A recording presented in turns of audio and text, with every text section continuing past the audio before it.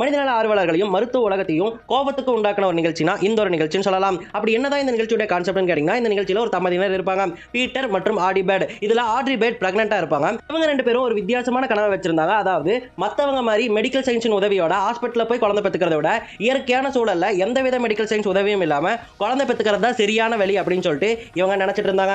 அதனால ஒரு காட்டுக்கு நடுவுல போய் பிரசவம் பார்த்துக்கலாம் அப்படின்னு சொல்லிட்டு இவங்க முடிவு பண்ணியிருக்காங்க. அப்படி இவங்க காட்டுக்குள்ள போய் குழந்தையும் பெத்துக்கிட்டாங்க. குழந்தை நல்லபடியா எப்படியோ பிறந்துருச்சு. இதை பார்த்து நிறைய பேர் இயற்கை வழியில குழந்தை பெத்துக்கிறது நல்லது அப்படின்னு சொல்லிட்டு நினைச்சிட்டு இருக்காங்க. ஆனா உண்மை என்னன்னு கேட்டீங்கன்னா, இவங்க இந்த ஷோக்கு போயிருக்காங்க இல்லையா, இவங்களும் மெடிக்கல் டீமுடைய உதவியோட தான் போயிருக்காங்க.